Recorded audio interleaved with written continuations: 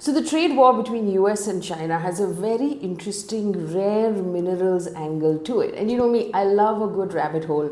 So I started doing all of this research into rare minerals and why it's so important and what this, for want of better terms, trump card is that China holds over the US right now. So in this video, we're going to talk about what rare minerals are, what are they used for, why China has the upper hand, and if India has an angle or an opportunity here that's of any use of any point. So remember, like, share, subscribe, and of course sign up for our membership.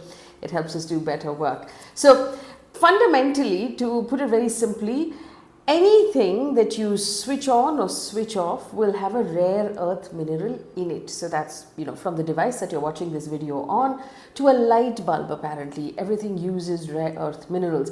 But mainly when we're talking about the big tech that or big manufacturing that we're using, there are magnets that are produced that are used to make electric vehicle motors, that are used to make wind turbines, headphones, hard drives, for example, batteries that go in your lithium batteries, obviously, that go in your electric vehicles, that go into all of your devices, your smartphones, your laptops, your LED lights, military tech, and this is really important. So radars, missiles, guidance systems, glass polishing, catalysts, and also apparently when large machinery is assembled, they use magnets to do it, and those magnets are also, as you know, rare earth minerals, right?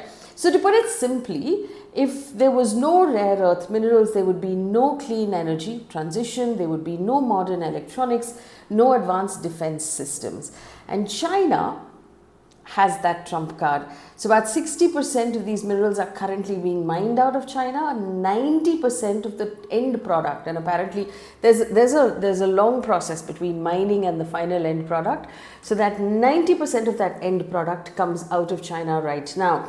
And the rare earth minerals have emerged as being very important in this battle of trade between US and China, because the Chinese government has ordered restrictions on the export of 6 heavy rare earth metals, which are refined entirely in China, as well as earth magnets, 90% of which are produced in China. So metals and those special magnets together apparently make up, which entirely come out of China, can now only be shipped out of China with a special export license.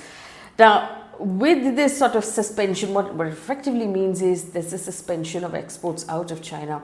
And this has sort of put the brakes on automakers, aerospace manufacturers, semiconductor companies, and military contractors, especially in the US. Shipments of magnets, which are essential, like I told you, to assemble cars or drones or robots or missiles, have been halted completely. And the Chinese government is saying that it is drafting new regulations and putting new regulations in place for these metals. But apparently they've only barely started working on these regulations. So there is perhaps also an intention to slow the whole thing down. Even if the regulation is in place, the new system could permanently prevent supply from reaching certain companies in America or certain military contractors in America. So this has caused basically industry executives to sort of begin to panic because they feel that they're going to run low on these supplies.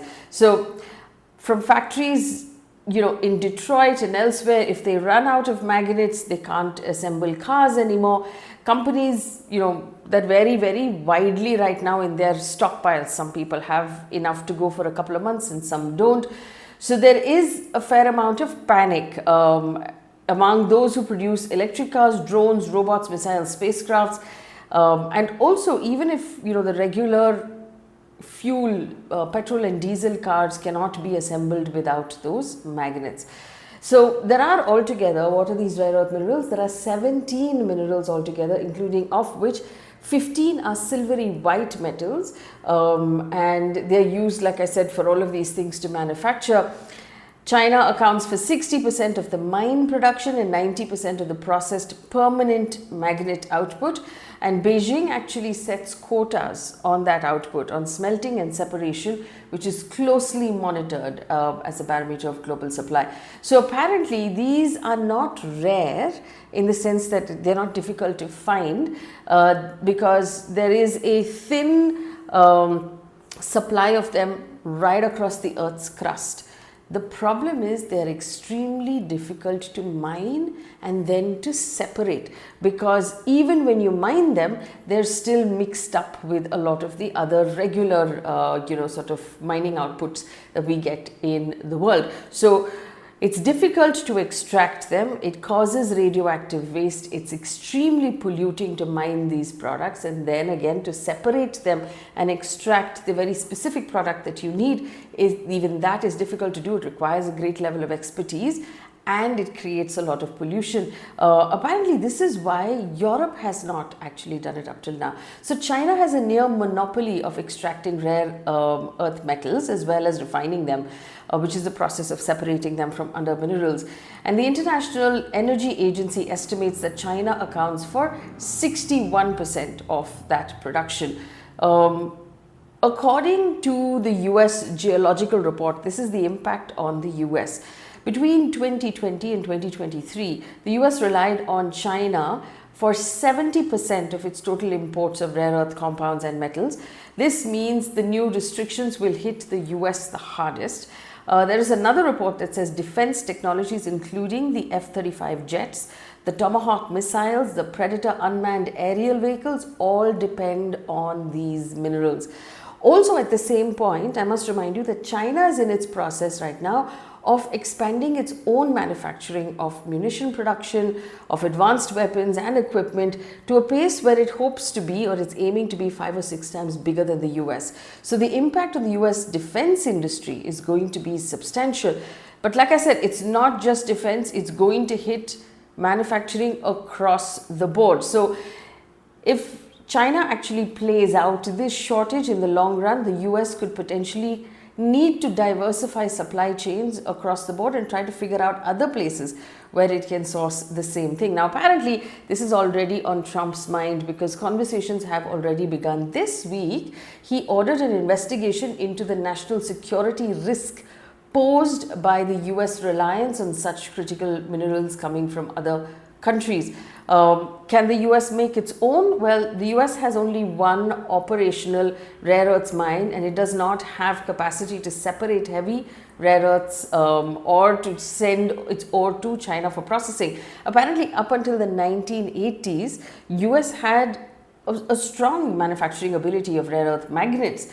But because China began to dominate and it couldn't beat that pricing, those companies exited the market. And it's largely believed to be part of why Donald Trump is so keen to sign a minerals deal with Ukraine, because he wants to reduce dependency on China.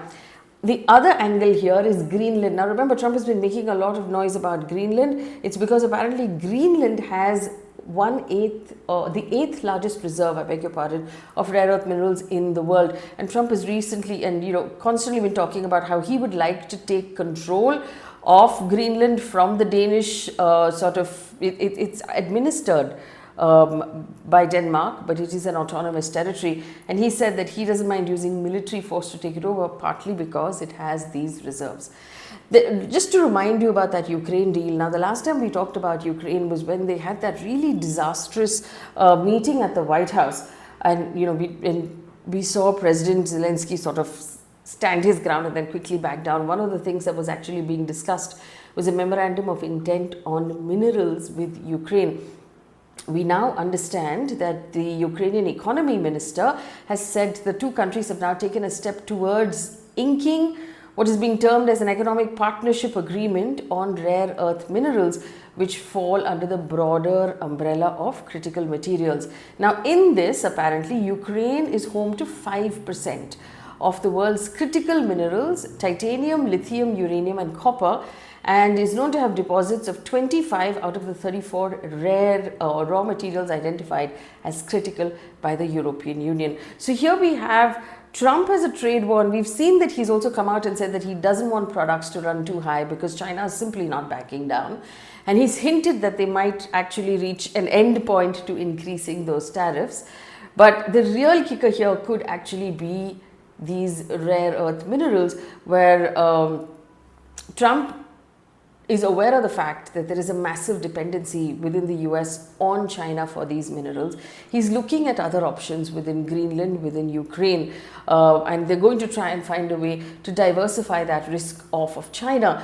The interesting point here is India. Does India have an opportunity, and is this an opportunity that India wants to take? Okay, let's take a look at it.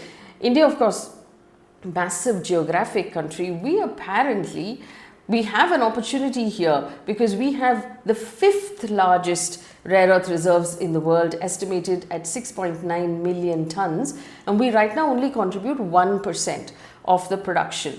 This is because we have strong regulatory, environmental and infrastructure barriers to mining. Now remember, when there was that protest in Ladakh, it was because the Indian government had decided that it would mine rare earth minerals out of Ladakh, and Ladakh is pristine and untouched, and the people of Ladakh did not want this to happen because mining of rare earth minerals leads to radioactive waste and pollution, and this is something that we need to, as a country, be very careful about. So on one hand, there is an opportunity here because, as we can see, there's a scramble right now, and the future will belong really to those who have access to, or the power to mine, or the power to produce these minerals. But is this something we want to put our people and our land through? Now, as the global balance shifts, Delhi is thinking, of course, of its resource strategy, especially given the rivalry between US and UK. And we are also apparently, trying to find ways to work with other countries as well. So, for example, our entire rare earth sector comes under India Rare Earths Limited, the IREL, which comes under the Department of Atomic Energy, and they're currently working and they're planning to quadruple the mining capacity to 50 million tons annually by 2032. And India is also working on policy changes, working on changing environmental policy to allow for this mining as well. We forged partnerships right now with Australia. We're working on partnerships with US, Japan and EU for improving our ability to do so. So India is considering creating strategic reserves for critical minerals similar to that of crude oil, because effectively a lot of the people watching this sector are saying that these rare earth minerals will be the oil of the next century, and India has the ability to maybe dominate that game. It will also have to be done very carefully and very responsibly, because we've seen how, even though we have pollution norms in our country, how those pollution norms tend to get flouted a lot. We've seen forest reserves are starting to disappear, and as a result, we're now experiencing heat wave after heat wave after heat wave. Already in April, most of those of you who are watching from central or north of India are experiencing a heat wave as we speak. So on one hand, yes, India has a great opportunity. It's perhaps an opportunity that we should explore. And on the other hand, there is the environmental concern and the pollution concern. Now, if we do explore this opportunity, there's also the possibility of creating jobs, higher skilled jobs, fostering innovation in this space, using all of the deposits we have to make technology cheaper and more accessible for our own people. Now, these are all very important things that could add to the quality of life of Indians as well. So I want you to answer this question. So on one hand, you have the two biggest economies in the world, the US and China, at loggerheads, and in the middle are these rare earth minerals that could actually break the ice, or actually break what is happening between these two countries. But the bigger question is this: as an Indian, would you prefer that India consider mining more rare earth minerals and find ways to do so, or do you think we have to continue to be careful when it comes to the environment, because there, like I said, there are pros and cons on both sides?